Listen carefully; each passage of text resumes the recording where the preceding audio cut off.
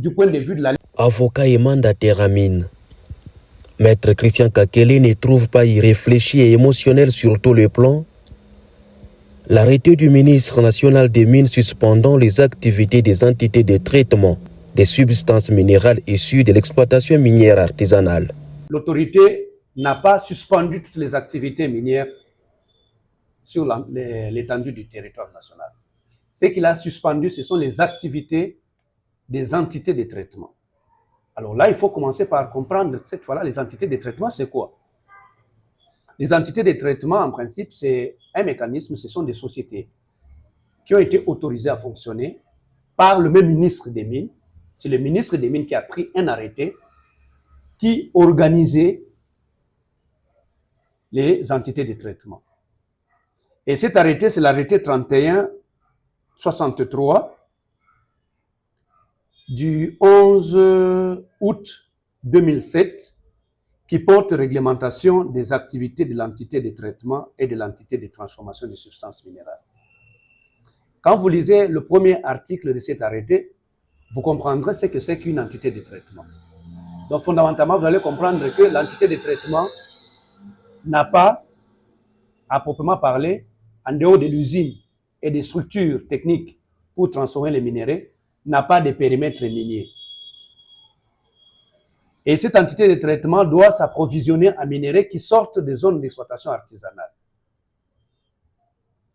Mais pourtant, quand vous essayez de bien examiner cet arrêté, l'article 6 précise que toute entité de traitement ou toute entité de transformation, pour obtenir l'agrément, doit absolument fournir la copie du contrat que cette entité a signé avec un titulaire de droit minier, à défaut, un négociant, encore une coopérative minière. Alors, que l'autorité ministérielle décide finalement d'arrêter toutes les activités des entités de traitement pour question de faire la lumière sur les sources de provenance et donc s'inscrit dans la logique de la traçabilité des minéraux. Donc, après avoir parcouru l'arrêté, le mandataire à mine Christian Kakele fait comprendre que Louis Ouatoum Kabamba n'a fait qu'appliquer la loi et les normes internationales, soutenues notamment par l'initiative pour les entreprises de traitement et extraction de substances minérales ITIE. Le cheval de bataille aussi pour les autorités nationales, c'est d'essayer d'assainir le secteur pour que les investisseurs qu'on est en train de draguer à l'étranger, qui doivent venir mettre leur argent pour investir dans notre pays, ne soient pas indexés sur la scène internationale quant à l'origine et à la source de provenance ou de ravitaillement des minéraux qui sont en train de traiter ou de transformer pour les exporter.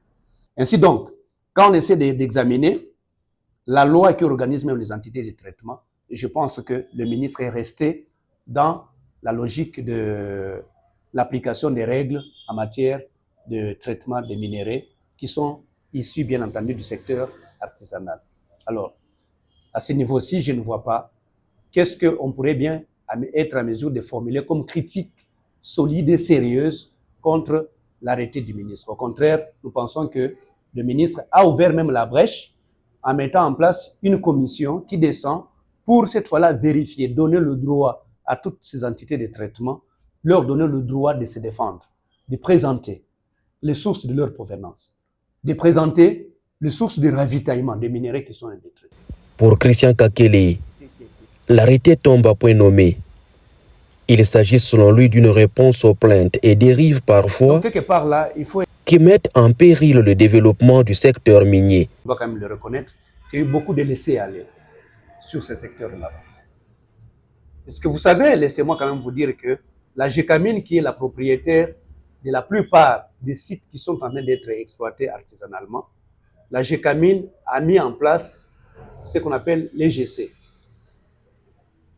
qui devait en principe canaliser la vente de tous ces minéraux, l'exploitation ainsi que la fourniture de tous ces minéraux. Vous savez que les entreprises, je ne veux pas stigmatiser quelqu'un, les entités de traitement, particulièrement au Lualaba, ont pratiquement boycotté ces mécanismes et continuent pratiquement à se comporter comme des sociétés qui échappent à la loi, à la réglementation. Parce que le code minier, ils n'y obéissent pas. Les entités de traitement ne sont pas prévues dans le code minier.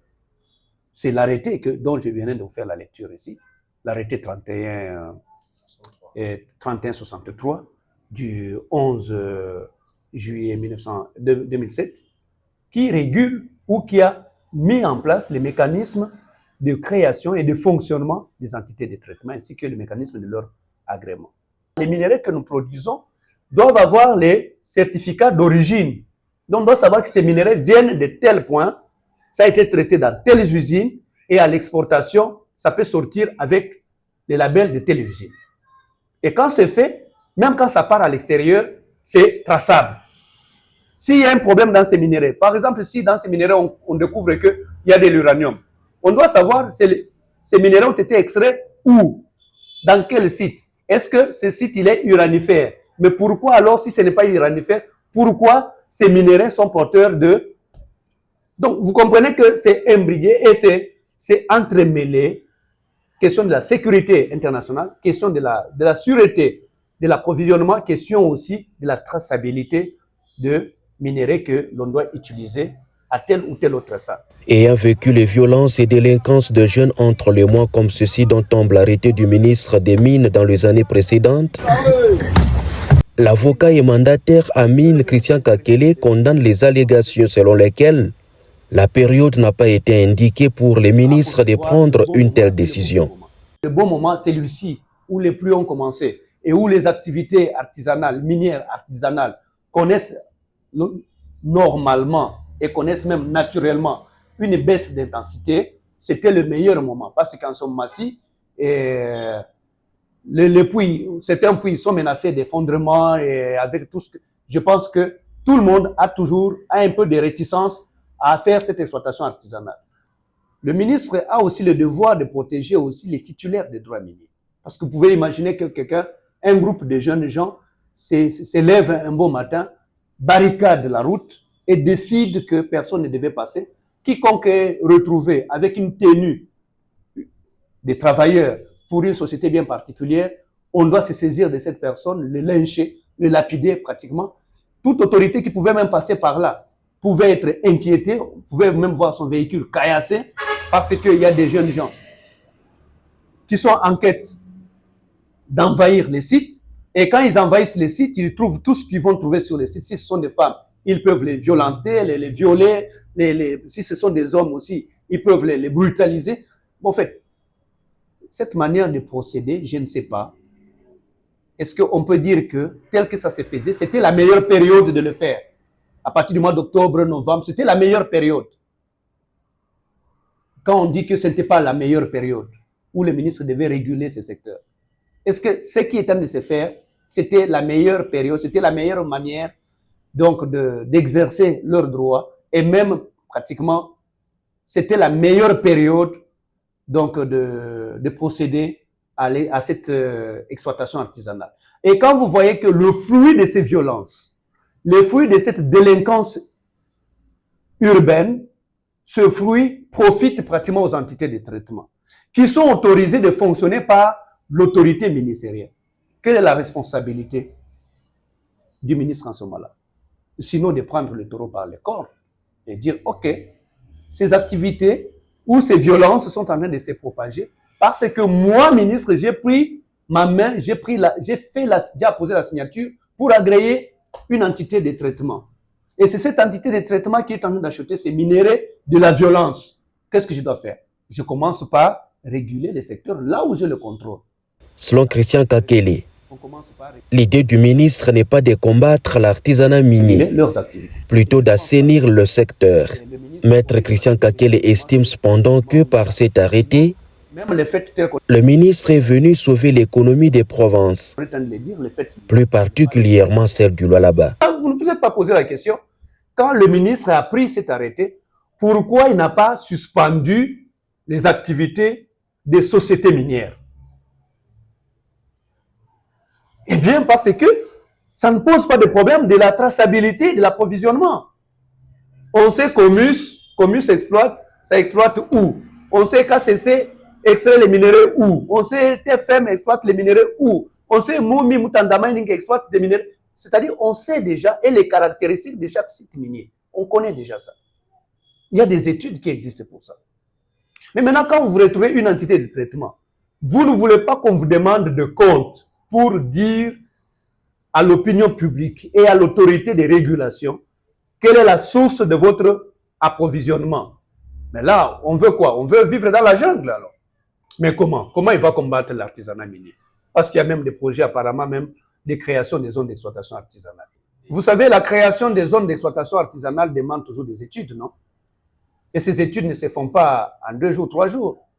Les études pour être sûr que cette zone, cette partie peut être transformée, peut être constituée en zone d'exploitation artisanale, ça demande préalablement des études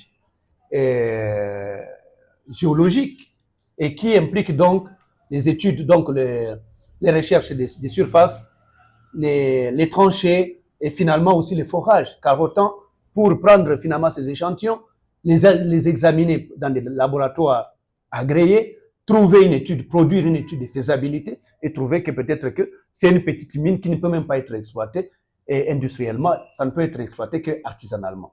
Mais ça, c'est un processus. Ça ne se fait pas comme ça. Ça prend du temps et ça demande aussi des moyens. Il faut aussi que le gouvernement se dote des moyens nécessaires pour essayer de le faire. Est-ce parce qu'on n'a pas encore trouvé aussi des zones d'exploitation artisanale que l'on doit laisser la situation pourrir? Les titulaires de droits miniers en train de périr, payer les impôts, les droits superficiels, payer les impôts sur les circonscriptions minières, sur les concessions plutôt minières, payer les taxes de déboisement, ainsi de suite, de réhabilitation de l'environnement. Et après, on va supporter toutes ces charges fiscales, se retrouver dépossédés par ces minéraux qui doivent aller alimenter des entités de traitement qui ne payent pas et qui n'assument pas toutes ces charges fiscales. Vous trouvez ça équitable? Ce qu'il a fait est vraiment à louer. Vous êtes sûr que, comprenez que Mutanda Mining ferme ses portes. KCC ferme ses portes. Comus ferme ses portes. On prend même à tout hasard même qui TFM ferme ses portes. Et on vous prend tous ces minéraux, on vous les donne. Allez les donner aux entités de traitement. Vous êtes sûr qu'on aura développé la province? Je ne pense pas. Je pense que l'État a tout à gagner à se placer du côté de la loi, du côté donc des arrêtés qui ont été pris, plutôt que de chercher à respecter et à chercher à critiquer ce qui n'est pas critiquable. Même si nous avons la culture de critiquer, mais ici, quand quelque chose a été fait de bien, il faut applaudir. Maître Christian Kakele, qui dit voir un avenir meilleur du secteur des mines grâce à cet arrêté, sont lui salutaires, félicite le ministre des Mines Louis Watoum Kabamba pour l'initiative et appelle les opérateurs miniers à l'accompagnement et à l'applicabilité.